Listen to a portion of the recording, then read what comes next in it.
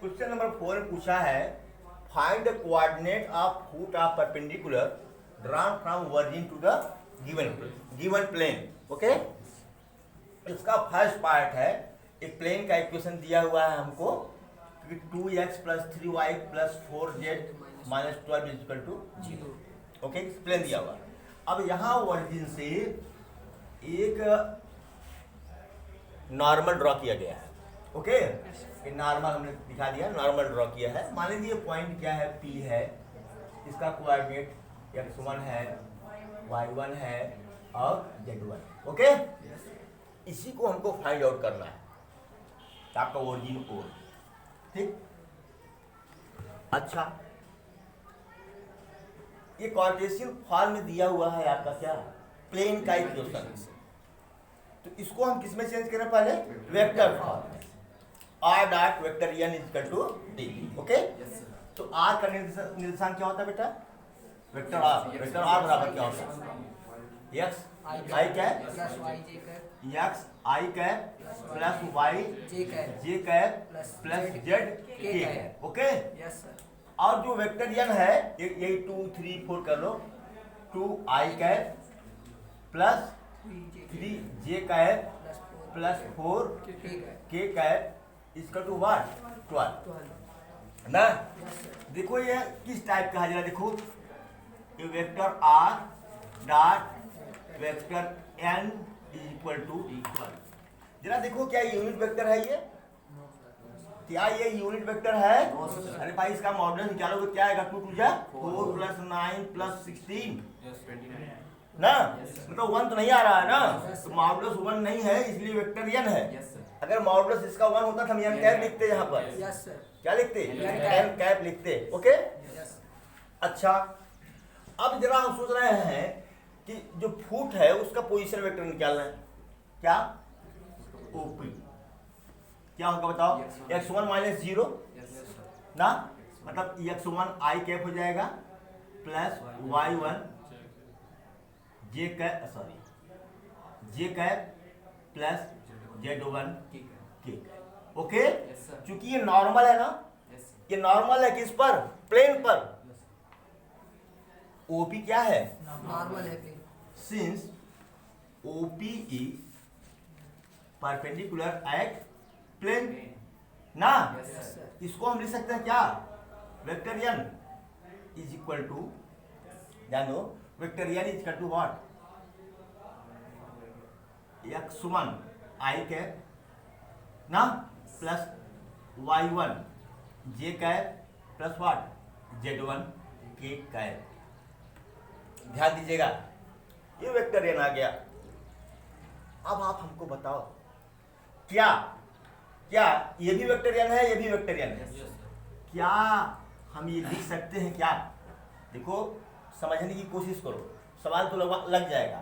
क्या हम ये लिख सकते हैं, क्योंकि ये भी वेक्टर n है, ये भी वेक्टर n है, तो क्या आप लिख सकते हो 2 i cap plus 3 j cap plus 4 k cap is equal to what, x1 i cap y1 j cap plus z1 k लिख सकते हो? Yes sir. इसका मतलब x1 बराबर 2, y1 बराबर 3 और z1 बराबर 4 हो गया। नहीं, हम इसको ऐसा नहीं लिख सकते। क्यों नहीं लिख सकते? देखो ये नॉर्मल है, क्या है ये, ऐसे बहुत से नॉर्मल हो सकते हैं। क्यों, इस प्लेन पर, इस प्लेन पर बहुत सारे नॉर्मल हो सकते हैं, बहुत सारे नॉर्मल हो सकते हैं। ओके, हो सकते हैं ना। तो जब अगर बहुत सारे नॉर्मल हैं तो उसमें से एक नॉर्मल ये है और एक नॉर्मल क्या है, एक नॉर्मल क्या है, ये है। ध्यान दो, एक नॉर्मल ये है और एक नॉर्मल ये। बोलो, दोनों नॉर्मल एक ही प्लेन के क्या हैं, परपेंडिकुलर है। इसका मतलब क्या हुआ, ये नॉर्मल और ये नॉर्मल, हम कहते इसको n1 ले लिया, इसको हमने n2 ले लिया, तो n1 पैरेलल टू n2 होगा। ध्यान दो, पहले बहुत सारे प्लेन होंगे तो n1 n1 और n2 क्या होंगे, पैरेलल होंगे। अगर पैरेलल होंगे तो क्या होगा, इनके डायरेक्शन कोसाइन क्या होंगे, प्रोपोर्शनल होंगे। इनके डायरेक्शन कोसाइन क्या होंगे? प्रोपोर्शनल होंगे। या डायरेक्शन रेशियोज क्या होंगे? प्रोपोर्शनल होंगे। Any problem? No sir.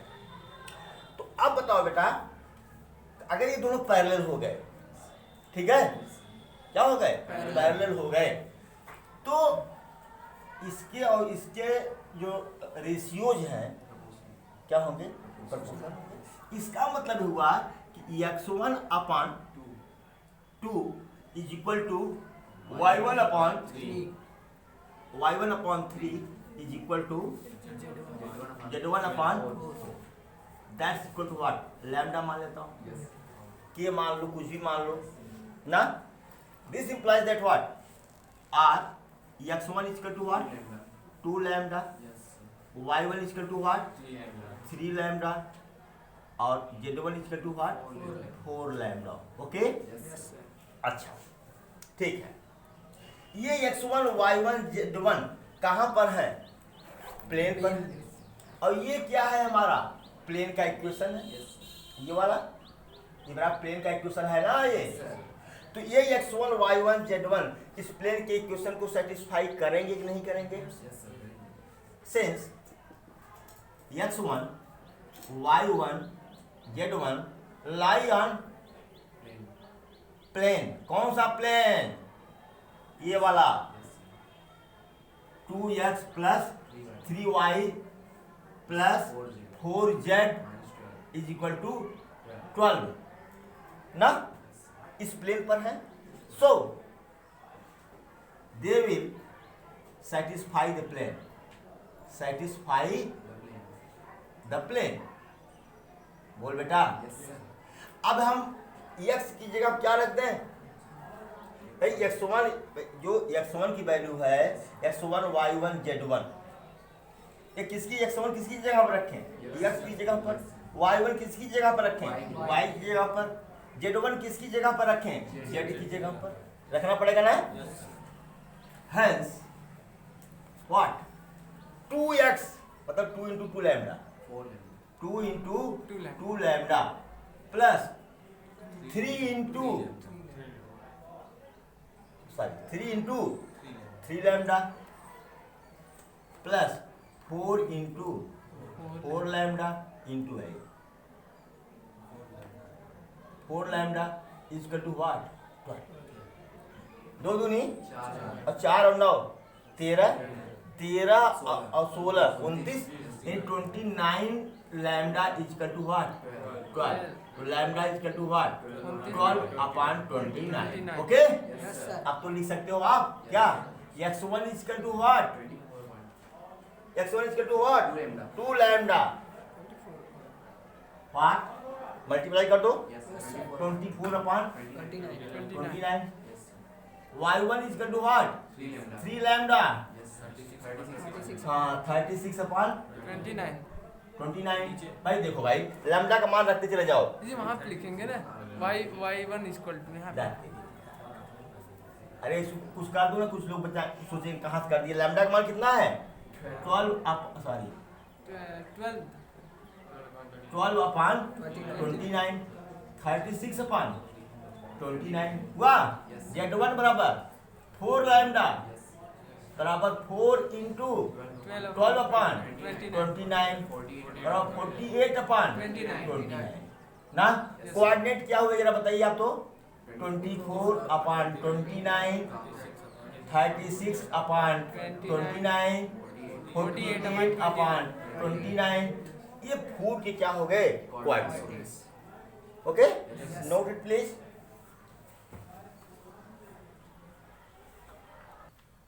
Question number 4 का बी और सी पार्ट आप खुद करें, ठीक है। डी पार्ट में कर देता हूं। क्या है ये? 5y प्लस 8 इजकल टू 0, ठीक ना। 5y प्लस 8 इजकल टू 0, ठीक है। तो 5y इजकल टू व्हाट? -8 बोलो, -1 से मल्टीप्लाई कर दो। -5y is equal to what? 8। इधर पॉजिटिव रखो क्योंकि ना। चलिए अब हम वेक्टर फॉर्म में हमको लिखना है। चलो भाई, इसका वेक्टर फॉर्म लिखो। x i cap plus Y J cap plus Z K cap into 0 I cap minus 5 J cap ना प्लस 0 के कैप। कोई दिक्कत तो नहीं है? बराबर what? This is what? Normal vector. मान लीजिए n1 है यार, मान लो क्या है ये n1 है, इसका मैग्नीट्यूड तो 5 होगा, इसलिए ये n कैप नहीं हो सकता, नहीं हो सकता ना। अच्छा चलो, अब जो परपेंडिकुलर हमने ड्रॉ किया, बार बार एक ही क्वेश्चन का बनेगा ये x1 y1 z1, है ना। तो vector OP equal to what? x1 i cap plus y1 j cap plus z1 k cap. Any problem? No. क्योंकि फिर वही बात आ गई यहाँ पर, क्या? OP is perpendicular to the plane ना। इसको हमने n2 कर दिया, n2 is equal to what? x1 i cap plus y1 j cap plus z1 k cap. Okay, कोई दिक्कत तो नहीं है? अब देखो फिर वही बात है, पैरेलल होंगे।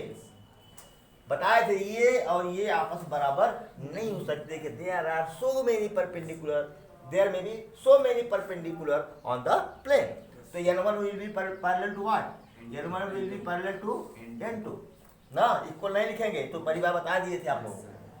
चलो, अगर पैरेलल है, इनके कोऑर्डिनेट क्या होंगे भैया? x1 upon 0 plus y1 upon minus 5 plus z1 upon 0 equal to what?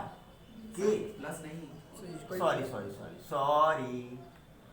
Sorry, इसको हम इंटरसेप्ट फॉर्म में लिख दिए, किसका? प्लेन का इक्वेशन इक्वल टू लैम्डा।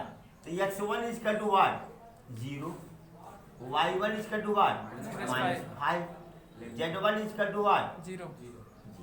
ये x1 y1 z1 के, हाँ ठीक। अब x1 और z1 की कहानी तो 0 हो चुकी है भाई, इसकी कहानी क्या हो चुकी है? 0 हो चुकी है ना। लेकिन अब हम क्या करें? ये इक्वेशन का प्लेन है ना। अब ये पॉइंट्स क्या करेंगे? इक्वेशन को सेटिस्फाई करेंगे कि नहीं करेंगे? x1 y1 z1 lie on this plane, so this point will satisfy the plane of this equation। इसका क्या होगा? इसका इक्वेशन बताओ।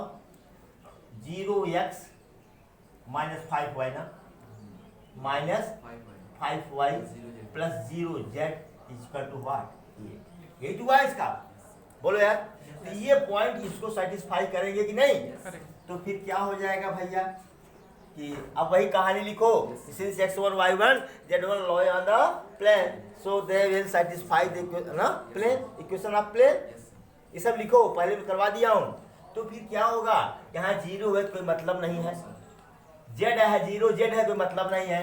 माइनस 5 y की वैल्यू कितनी है?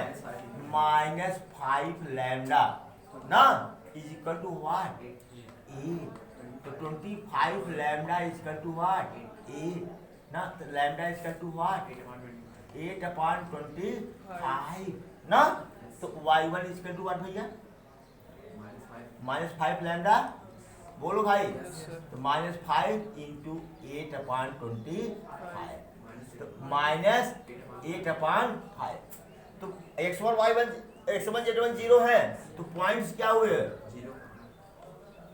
Point coordinate of foot, coordinate of foot क्या होगा बेटा?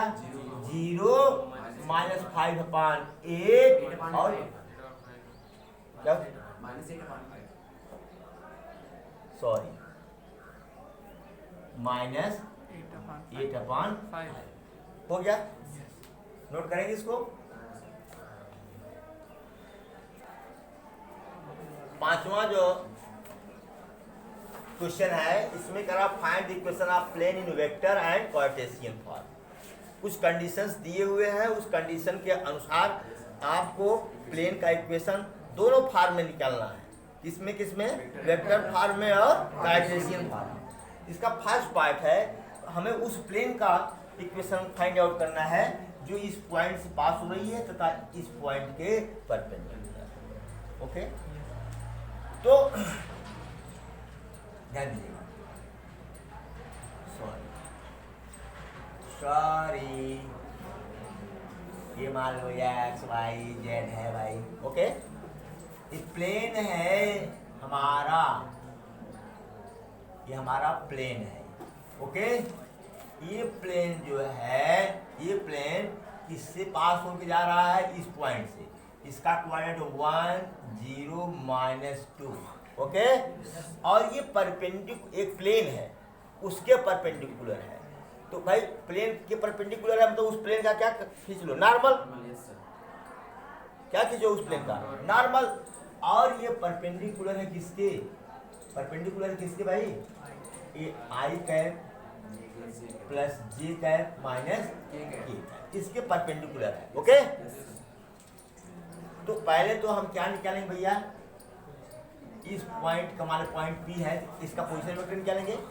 डेरिवेशन के समय हम बताए थे कि क्या है, वेक्टर ये है। तो वेक्टर ए बराबर क्या हो जाएगा बाबू, आई कैप प्लस 0 जे कैप -2 के कैप ना। अच्छा, ये तो हो गया। और वेक्टर एन दिया हुआ है कितना, i cap plus j cap minus k cap. Okay, equation क्या है, vector r dot minus vector a dot vector n equal to what, कोई दिक्कत है। अच्छा, अब चलो vector r minus vector a क्या बेटा, आई कैप -2 के कैप, क्या कर दो इतना dot N I cap plus j cap minus k cap is equal to 0। ये कौन सा फॉर्म हुआ बेटा, वेक्टर फॉर्म हो गया आपका। अब कार्टेशियन फॉर्म में निकालना है क्या, तो यही वेक्टर आर की वैल्यू रख दो। आर क्या, किसी आर्बिट्रेरी पॉइंट का, किसी भी पॉइंट का क्या है, पोजीशन वेक्टर है। तो मान लीजिए इसे है ये पॉइंट, अगर भूल गए हो तो क्या है, एक्स वाई जेड, इसको अगर मिला देंगे तो क्या हो जाएगा, वेक्टर आर। तो और की जगह क्या लिखते हैं, एक्स आई cap plus Y J cap plus Z K cap, अब तोड़ देता हूँ, माइनस आई कैप प्लस 2 के dot I cap plus j cap minus k cap बराबर 0। चलो यहाँ क्या होगा, एक्स -1, देखो आई कैप, फिर वाई तो है ही नहीं, plus Y J cap Z K cap 2 के कैप प्लस जेड प्लस 2 के कैप। थोड़ा भाई देखो मेरे जेड में और 2 में बड़ा डिफरेंस नहीं होता, ठीक है। अब ये डॉट बनाएगा किससे, आई cap plus j cap minus k cap बराबर। अब तो भाई आई का आई में, जे कैप का जे कैप में, के कैप में डॉट प्रोडक्ट करेंगे, बाकी में 0 हो जाएगा। तो चलो भाई इसका ले लें, क्या होगा, एक्स -1, इसका और इसका वाई, इसका और इसका प्लस जेड -2 इंटू -1 बराबर 0। तो क्या होगा, x -1 plus y minus z plus 2, z plus 2 into dot -1, हाँ z plus 2 sorry minus z क्या हो जाएगा, -2 बराबर 0। तो चलो भाई, तो x plus y minus z -3 बराबर वाट 0। ये आपका क्या हो गया, ये कार्टेशियन फॉर्म। क्या हो गया, कार्टेशियन फॉर्म हो गया। जरा देखें अन्य पार्ट इसका देखें तो क्वेश्चन नंबर 5 का सेम है, बी भी क्या है, हाँ बी पार्ट आप जो है, B part do your self, note it please. 6 question है, equation of plane passing through 3 points. आपको याद होगा कुछ इस तरह से 3 नॉन कोलिनियर पॉइंट्स थे, सबके पोजीशन वेक्टर निकाले हुए थे हम लोग, इसके बाद सॉल्व किए थे, सबका जो है पॉइंट्स भी दिया था, क्योंकि नॉन कोलिनियर पॉइंट्स हैं ये पता है। तो इसका इक्वेशन जो था, इसका इक्वेशन किस फॉर्म था? डिटरमिनेंट फॉर्म में था। मिटा दूं इसको? अच्छा, थोड़ा सा याद दिलवाया भाई आप लोगों को, ना पूरी तरह से याद हो तो चले जाओ पिछले वीडियो में जहाँ पढ़ाया हूँ इसको। तो इक्वेशन क्या होगा इसका बताओ? हमने कहा था, कुछ भी बताया था, सुनो पहले।